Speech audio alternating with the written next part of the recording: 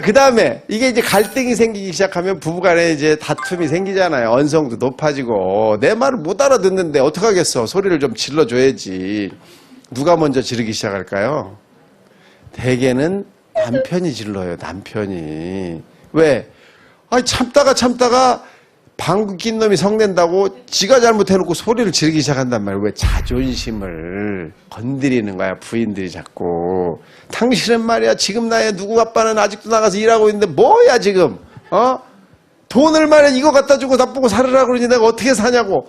이런 식으로 이제 비교하는 얘기를 남편들이 하니까 남편들이 자존심에 딱 한 번 찔리면 바로 성을 내게 된다. 그러니까 그런 소리를 안 해야 된다.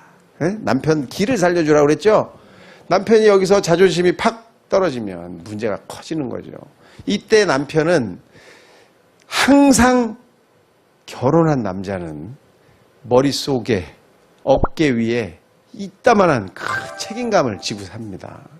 내 가족을 먹여 살려야 되고 내 자식을 잘 키워야 되고 내 부인이 어디 가서 굶어 죽지 않아야 되고 그리고 이걸 나누면 되는데 부인하고 이렇게 얘기를 하면 좋은데 안 해요. 잘못해서 친구한테 돈 빌려줬다고 못 받은 돈이 있는데 부인은 그걸 몰라요. 그럼 남편은 그걸 부인한테 털어놓고 내가 이렇게 했는데 이놈이 돈을 안 주네. 이거 어떻게 하면 좋지? 이렇게 상의를 하면 되는데 상의를 안 해. 상의를 하는 게 너무 자존심 상해. 상의를 안 하고 해결을 하려고 노력을 해요. 어떻게 해서든지 그걸 해결해 보려고. 딴짓을 해서라도 그걸 어떻게 다시 다른 데에서 막아보려고 노력을 한다고. 근데 막아지냐고. 안 막아지죠, 그죠? 그게 그렇게 쉽게 막아지겠어요? 그럼 나중에 어떻게 되냐고. 경제적으로도 힘들고 심적으로도 힘들어져요. 이때 부인이 남편의 그 어떻게 해서든지 해보려고 하는 노력에 찬물을 한 2번만 끼얹으면 남편이 어떻게 될까요? 극단적인 생각도 할 수가 있다고. 갈 데가 없는 거야, 갈 데가. 나는 어떻게 해서든지 해결해 보려고 노력을 했는데 안 되는 게 얼마나 많아요. 세상이 내 맘대로 되면 여기 이렇게 살 사람이 어디 있어요, 그죠? 다 빌 게이츠 같이 살아야지. 근데 절대로 그런 일은 안 오잖아요. 아무리 우리가 노력해도 빌 게이츠 같이 돈을 벌까요? 안 돼요. 여러분이 성형수술을 100번 하면 여러분이 공주가 될까요? 안 돼요. 그러니까 어떻게 해야 돼요? 남편이 그렇게 마지막에 얘기를 하거나 또는 남편이 말 안 하고 내가 확인을 했을 때 그때는 그 남편이 얼마나 괴로웠을까 하는 마음을 알아줄 필요가 있다 이거예요. 이 사람이 나를 속이려고 꼭 그랬을까? 아니라 이거죠. 막아보려고 노력했는데 안 된 거라 이거야. 그럴 때는 당신 얼마나 힘들었겠어. 이런 좀 알아주고 격려해주는 그런 말 한마디가 필요하다 이거죠. 그걸 원하는 거예요. 그게 부인이 해야 될 일인 거야. 가족이 해야 될 일이고. 거기에 또 자식들도 마찬가지죠. 자식들도 이런 얘기를 해줘야 되고 자식들도 인정을 해야 되고 아빠는 평생 누구를 위해 일했어? 가족을 위해 일했죠. 근데 가족을 위해 일하는 50대가 지금 무너지고 있는데 거기다가 아들이나 딸이 틱틱거리고 우리 아빠는 뭐 이래 이런 식의 얘기를 들으면 어디 가서 그 말을 표현을 하겠냐고. 그죠? 그래서 항상 긍정적으로 아빠를 인정하고 아빠의 말에 약간은 복종하는 듯한 이런 포즈를 취해줄 필요가 있어요. 이때는 요 50대 시기의 아빠한테는 그게 큰 힘이 됩니다. 그게 여러분들의 가정을 지키는 일이 되는 거예요. 자, 이해가 되죠? 네. 여러분들도 지금 내가 한 말에 상당 부분이 비슷하거나 겪은 그런 경험들이 있으실 거예요. 저는 어떠냐? 제가 지금 50대니까 제가 여러분들 그 50대 남편의 대표적인 사람이라고 볼 수 있어요. 대표적인 사람이에요.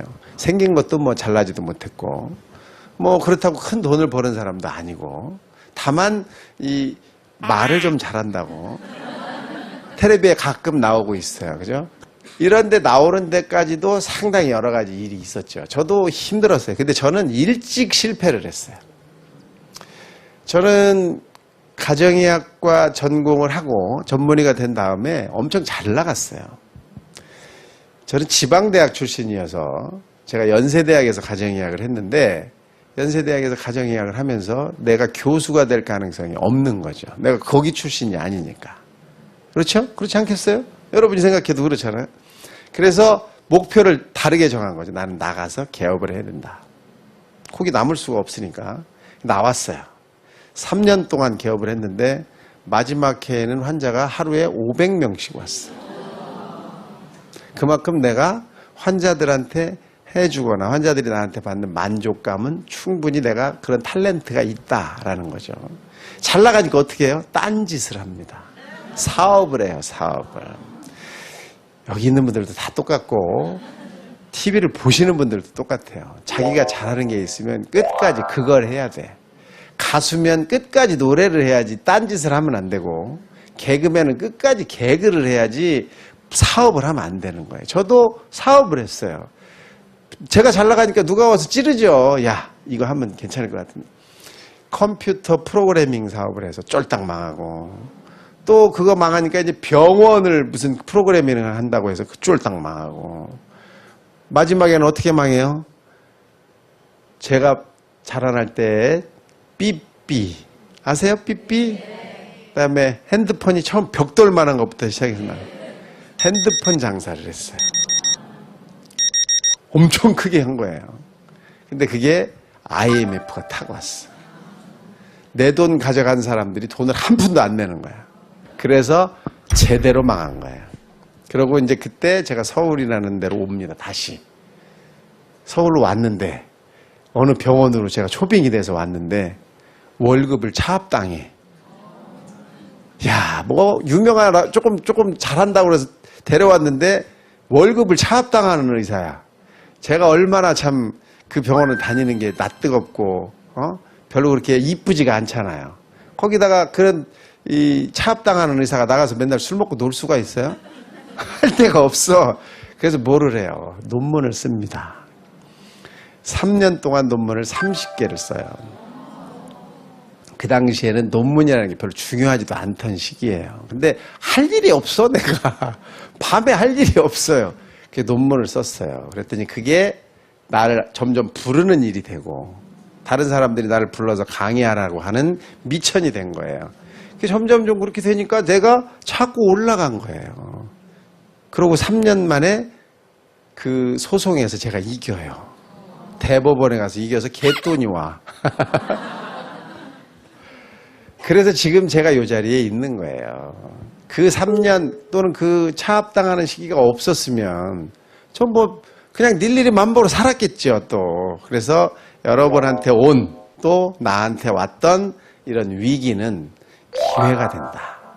여러분 남편들한테도 틀림없이 그런 문제가 생기고 명예퇴직이 됐든 사업의 실패를 한번 겪더라도 그건 다시 뒤집어 볼 수 있는 일이 생길 수 있는 거니까 기회가 새로 온 거라고 여러분들이 격려를 해줄 필요가 있다. 아시겠죠?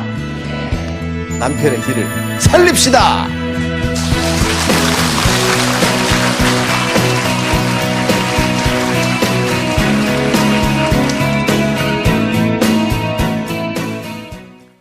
특히 요즘에는 이 동안 열풍이 불어가지고 나이 안 들으려고 무지무지 애를 씁니다. 여자들이 막 정말 악을 써요, 그죠? 긴팔에, 긴 바지에, 장갑에, 모자에, 선글라스에. 여러분은 조금 먹고 1년 2개월을 더 사는 게 좋겠어요? 아니면 딜이 먹고 일찍 가는 게 낫겠어요? 에? 뭐가 좋아요? 먹고 죽자? 아! 내 성격 이런 거 물어보는 성격이 아닌데. 여성 호르몬이 얼마에 형성되어 있나요? 스스로 여러분을 즐겁게 만들 수도 있고 여러분을 행복하게 해줄 수도 있습니다.